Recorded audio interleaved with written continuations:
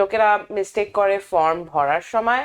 ওরা ভাবে কি কিছু কিছু একটা ভরে দিয়ে দিলাম, স্পেলিং ঠিক করে দেখলো না, ডেট ডেট ঠিক করে দেখলো না। ইউএস এর একটা ভীষণ বড় জিনিস, মাসটা আগে লেখে। আমাদের দেশে, ইন্ডিয়া বাংলাদেশে আমরা দিনটা আগে লিখি। লোকেরা নিজের ব্যাংক স্টেটমেন্ট, ফাইন্যান্সেস গুলো ভালো করে দেখায় না।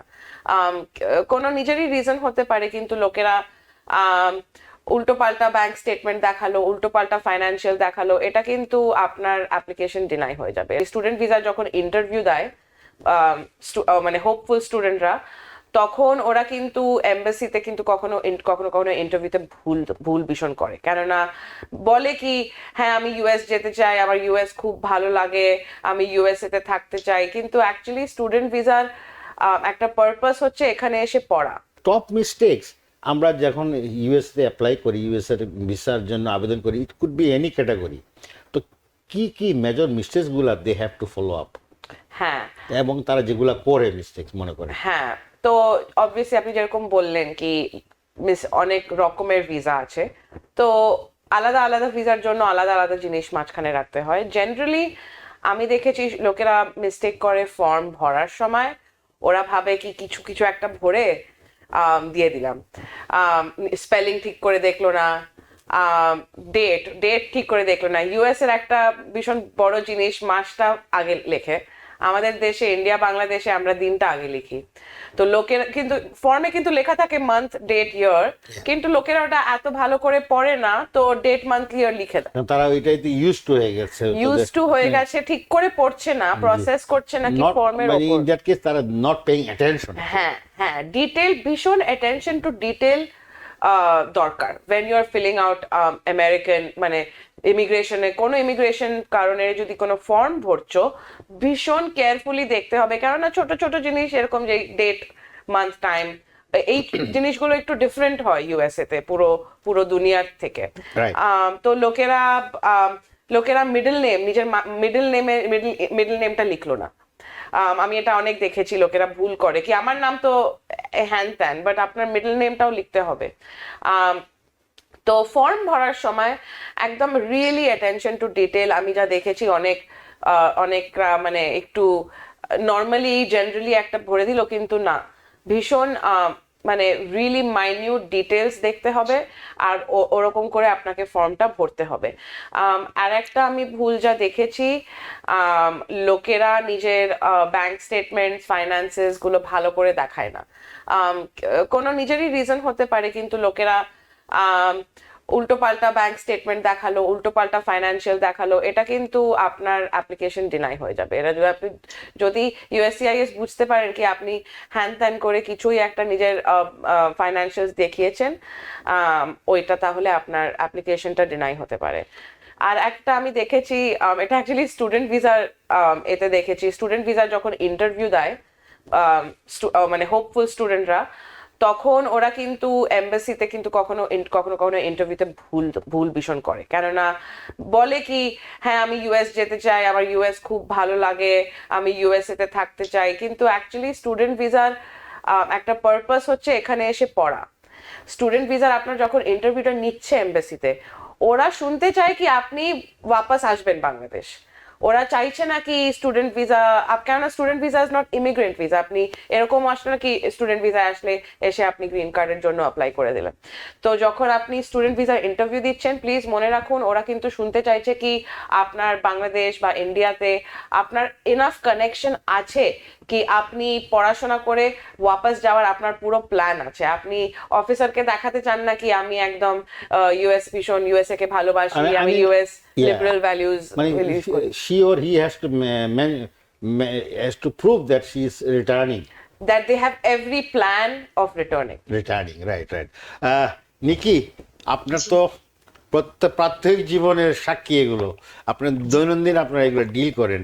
তো অ্যাটর্নি রাঞ্জা যে কথাগুলো বললেন, এটা কতটুকু গুরুত্ব এবং কতটুকু গুরুত্বপূর্ণ আমাদের দর্শকদের জন্য, যারা স্পেশালি এই ভিসাগুলো অ্যাপ্লিকেশন করছেন বিভিন্ন প্রান্ত থেকে, বাংলাদেশ থেকে হতে পারে, এখান থেকে হতে পারে। তো এই সম্বন্ধে আপনার কি অভিজ্ঞতা শেয়ার করবেন? জি, আজকের বিষয়টা আসলে খুবই সুন্দর। আসলে কারণ কি যে কোনো ক্যাটেগরি হোক, যে কোনো ভিসার জন্যই আপনি এপ্লাই করেন না কেন, আপনার কি, কি ভুল হতে পারে এটা ভীষণ একটা গুরুত্বপূর্ণ বিষয় আসলে আমরা চুজ করেছি আজকে। আর অ্যাটর্নি রঞ্জা খুব সুন্দর করে বললেন যে ১ম থেকে উনি বললেন যে অ্যাপ্লিকেশন যখন আপনারা ফিল আপ করেন ফর্মটা ১ম এ আপনারা ভালো করে পড়ুন এবং দেখুন আসলে ওখানে কি, কি জানতে চাচ্ছে। তো ফর্মের ১ম এই আসলে আসে যে নাম। এখন নামের লিখার ব্যাপারে উম সবচেয়ে বড় যেটা ভুল হয়, আমরা যেটা পাই, সেটা হচ্ছে যে আপনার স্পেলিং মিস্টেক। স্পেলিং মিস্টেক আর আরেকটা সবচেয়ে বড় কথা তো আমাদের দেশের নামগুলো অনেক বড় হয়। তারপরে যেমন ধরেন সবচেয়ে কমন আমরা যেটা পাই সেটা হচ্ছে যেমন এমডি দিয়ে শুরু, হ্যাঁ, তারপরে শেষে গিয়ে কি হলো। সো এই যে জিনিস নামগুলা আমাদের অনেকে আমরা বুঝতে পারি না এমডিটা কি ফার্স্ট নেমে যাচ্ছে নাকি এমডি কি শেষ লাস্ট নেমে যাচ্ছে। আর আপনারা তো জানেন আমেরিকাতে এমডি মানে হচ্ছে ডক্টর অফ মেডিসিন, ডক্টর। তো অনেক সময় ওরা যদি আমরা যদি এটা শেষে দেই তাহলে কিন্তু ওরা মনে করবে সে একজন ডক্টর, কিন্তু এমডিটা যদি তার ফার্স্ট নেম হয় তাহলে এটা কিন্তু প্রথমে এমডিটা প্রথমে আসতে হবে। So first name, middle name, last name ওই হিসাবে লিখতে হবে। আর অ্যাটর্নি রঞ্জা বললেন সবচেয়ে বড় যেটা আরেকটা ভুল হয়, মিডল নেমকে আমরা অনেক সময় মনে করি এটা বোধহয় না দিলেও হবে কারণ এটা তো আমি কখনো ইউজ করি না। এই যে ইউজ করি নাটা থেকেই অনেক সময় ভুলটা হয়ে যায়। তো আপনার আসলে দেখবেন আপনার পাসপোর্ট এবং আপনার বার্থ সার্টিফিকেট এই দুইটার মধ্যে আপনার নামের ঠিক আছে কিনা, এই দুইটা যেভাবে লেখা আছে ঠিক সেভাবেই আপনাকে ফর্মটা ফিল আপ করতে হবে। আর আরেকটা জিনিস আমরা লক্ষ্য করি যে অনেকে বলে যে আমার নাম মনে করেন রহমান, কিন্তু এখানে আমি আর দিয়ে এ দিয়ে লিখতাম কিন্তু আমার পাসপোর্টে ভুলবশত ইউ চলে আসছে, তাহলে কিন্তু আপনাকে আপনার নাম এখন থেকে আর ইউ দিয়েই লিখতে হবে। সো এটা এখন বদলানোর আর কোনো উপায় নেই। সো আপনার সেজন্য দেখবেন আপনার বার্থ সার্টিফিকেট নাম কেমন, পাসপোর্টের নাম কেমন, ওগুলা যদি আপনি আগের থেকেই চেঞ্জ করে ঠিক করে রাখতে পারেন সেটা তো ভালো, কিন্তু এখন যেটা হয়ে গেছে এখন আপনাকে সেটাই ফলো করতে হবে। আর ডেট অফ বার্থের ব্যাপারে সবচেয়ে বড় ভুল হয় যেটা, আমেরিকাতে মাস আগে আসে, বাংলাদেশে মাস মাঝখানে, এইটাতে একটা অনেক বড় দিস একটা ইজ এ ভুল। Major cause. হ্যাঁ, হ্যাঁ, মেজর কজ। এটাতে যদি একবার ভুল হয়ে যায় তাহলে কিন্তু আপনার ইন্টারভিউর সময় আপনার সবকিছু ক্লিয়ার থাকলেও আপনাকে কিন্তু ভিসা দেবে না। হ্যাঁ, এটা একটা গেল। আর দুটো জিনিস বলে দিই তাড়াতাড়ি, অ্যাটর্নি রঞ্জা বলেছেন স্টুডেন্ট ভিসায় আপনারা আসছেন, যে তার আগে বলি ভিসা ক্যাটাগরিটা কি। আপনি যদি মনে করেন স্টুডেন্ট ভিসা আসেন তাহলে বলতে হবে আমি পড়তে যাচ্ছি। আবার যদি মনে করেন ভিজিটর ভিসা জন্য অ্যাপ্লাই করেন তাহলে কিন্তু কমপ্লিটলি কিন্তু আপনার বলতে হবে আমি ওইখানে গিয়ে জাস্ট ভিজিট করতে যাচ্ছি, চলে আসবো।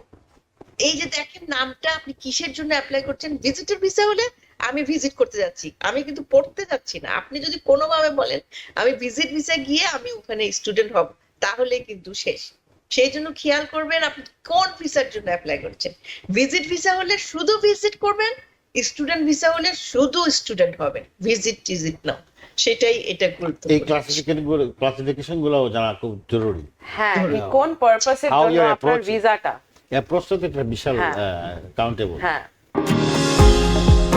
নিউ ইয়র্ক থেকে সম্প্রচারিত টিভিএন 24 টেলিভিশন বিশ্বজুড়ে বাঙালির কণ্ঠস্বর।